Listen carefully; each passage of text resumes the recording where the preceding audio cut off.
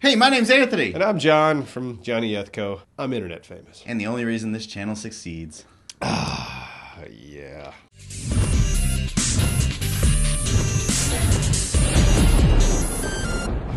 This is success? All right. So, hey guys, welcome to Culture Shock. We have a cool question today. Cool question. A cool question from some cool guy named... This is like a 90s Nintendo advertisement. Hey, check out these graphics. It's cool. Wow. It's from, what's his name? Bull3LE7? Bully7 says it right there. He says, since we've reached the end, I'm interested to know, what games do you think defined this generation? Of the PS3, the 360, and I guess the Wii, if that's what you're going to categorize as the games? Yeah. So what game of this generation, because we're about the end, do you think defines this generation? Okay, so is this the one game? One game that defines this generation of gaming. God, I mean, this has been like 8 years worth of games right there. Yeah, pretty much. One game. 7 years. One game that said, this is it. This is what we're doing. Yeah. Holy moly. It's a good question. That's why I wanted to talk about it. It's a good question. It's really it's a tough question, though. It's like... Yeah, and I feel like we'll both have very different opinions. Oh, I'm sure. I was a heavy multiplayer gamer this generation, and John was not. No. So we have different perspectives on this whole generation of gaming. Well, do you have yours already? I do. Okay, well, why don't you go first, because I'm still mulling. All right. My game, and now again, the word is used as defined. It's not for the best, not for the worst. What defined this generation? For you. For me, to me, I think Call of Duty 4 defined this generation of gaming. It picked up where Halo 2 left off in the previous generation on the Xbox, bringing over casual gamers that would usually play like Madden or the sports games only. Those people started to play, Halo, because Halo was just the cool thing. Casual people could get into Halo as well as those Madden games. Kind of like Tony. He plays sports games and also Battlefield with us, but that's about it. And a few other things, GTA. Those people, they get the big games, but they don't explore outside. Call of Duty 4 picked up where Halo 2 left off. Everybody played Call of Duty 4. Casual people, hardcore gamers. The hardcore gamers picked it up, and then all the casual gamers were like, yeah, oh my god. This generation, to me, was defined by is the casual market getting into blurring the lines between hardcore and casual. Was this generation. Maybe. To me. And another thing that Call of Duty 4 shows, the marketing mentality of video games. Like all this DLC and map packs and all this stuff, it just seems more business. Do you know what I'm trying to say? Well, no, it's good. I mean, it's all gotten more expensive, so Yeah. it's sort of had to become more business just because games cost so much to make now. Yeah, I want to have a conversation on DLC because this shit is pissing me off to no extent. Some of it's fine, some of it's well done DLC, it's good, but this is like, that's what defined, DLC really defined this generation for me. And that's not even really a game, but that's just what's happened in the gaming environment. I think Call of Duty 4 kind of launched a lot of that. Maybe so. And the prices. Yeah, with the map packs. Yeah. That, and the whole Call of Duty series, really. But the price of games, again, could be targeted to that because that one game, that one series took off so huge. It made other games, especially around that time, games will not come out when Call of Duty came out for a while because you weren't going to make any money. Well, yeah, AAA studios, I mean, they're trying this. I mean, that's why you see so much shit DLC. Is because the AAA studios are trying to do everything they can to recoup their loss from actually making the game, and they want to keep the game running. So, I mean, it's so different now than it used to be because, obviously, growing up, you would buy a game and that was it. All the way until the last generation before this one. Yeah. Really. And then so now we got this giant shift where it's like now I feel like when I buy a game, I don't have the whole thing yet. It's gonna, there's gonna be some DLC coming down the pipe.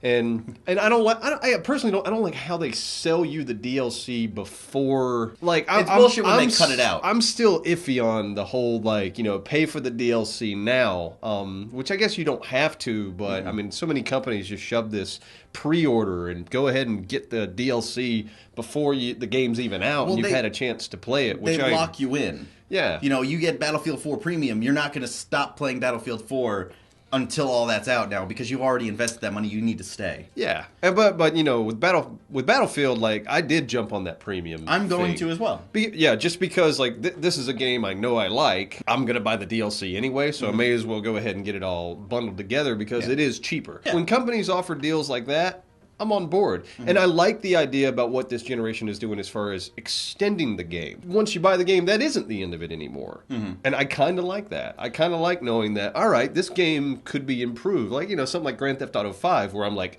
man, it'd be really cool if it had this stuff. Well, that shit could still come down the pipe. I can see that argument. But then I can also say, like, I've been playing a lot of more closed games, like Uncharted, just quicker...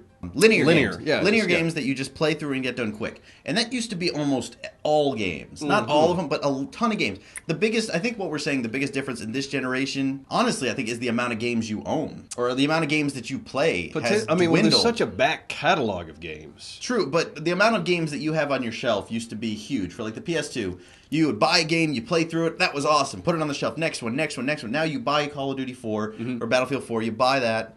And you have like maybe 2 other games, GTA 5, you play that for 100 hours. You buy Skyrim, you play that for 1,000 hours. God, the biggest difference, I think, from last generation to this has been just the amount of time you spend in one game. Possible, yeah. Because of DLC, because they can make more money on that. And that's not a bad thing. I mean, it's just a difference. Yeah, DLC, when it's done right, it's great. Yeah. Like, Red Dead, the zombie pack, the I never played it, Undead but it looked cool. Was brilliant. Yeah. And, like, that's DLC, like, I will gladly pay for. But then you have shit like in Skyrim, like horse armor. Or, like, that's what scares me with the DLC. For this. Yeah, it's like, hey, pay $1 for a hat. It's like, now you're pushing the limits. Now you're pushing my buttons. The consoles are pretty much online all the time anyway. But I don't like how the games advertise the DLC to you as you're trying to play the game. Grand Theft Auto, I'm looking at you on this one because you're playing the damn thing and it's like, hey, download the app, train the dog. Like, where does it say that? In the loading menus? No, it's like while you're playing the damn thing, this thing pops up. Oh, I haven't seen that shit. Wait, I think I have. Yeah, I know what you're talking about. But like playing Rayman. I bought Rayman Legends this past weekend. Yeah. Awesome game. But yeah, during the thing, and it's like, hey, do you want to connect this to your Uplay account? And you want to do like, no, fuck off. I just want to play the game. So I think companies have to be careful with how they push the DLC. If they're a little restrained with it, it's a little like, hey, here it is in a menu of like downloadable content. It's an option. Great. But when they shove it in your face and constantly remind you of it while you're trying to play, fuck you. And while you fuck you and your ugly ass. I'm sorry. It's just So I think basically getting back to the original question of what game defines this generation. And I have my answer now. Well, we'll get to that in a second, but I think what we're saying is DLC defined this generation. The way games are developed, the way games are sold to you is what defined this generation. The whole online experience. The launch games for the 360, no one even thought about fucking DLC. No. Halo 2 was like one of the first games to have DLC and that stuff. And there was like a map pack or two. And that's when it started, but this generation just... See, I remember seeing the map packs just in like the store. Like that was the first thing where I'm like, wait, what, they're just selling maps? Yeah. What the fuck is that? I remember seeing that as well. It's kind of like shook my world a little bit. Like, what is this?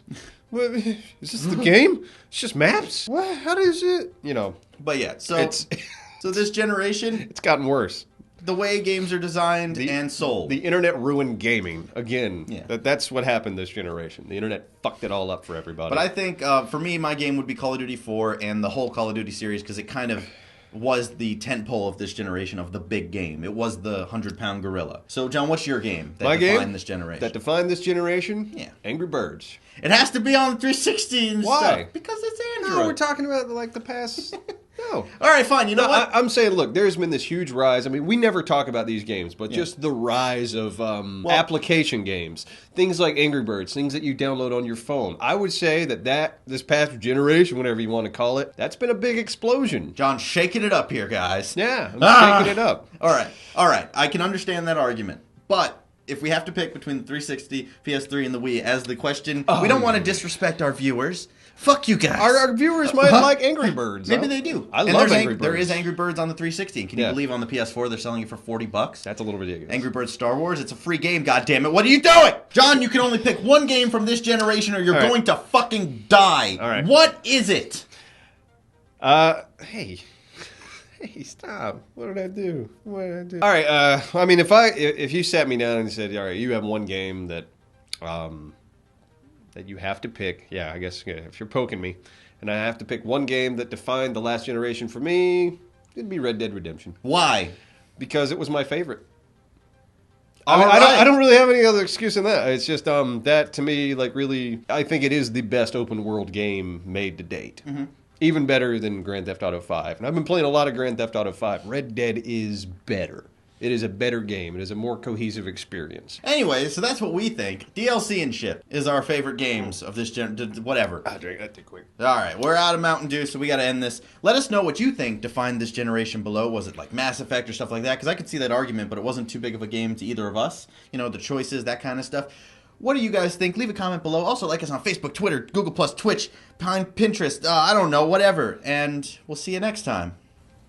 Bye, y'all. I'm going to miss you. I'm going to miss your face.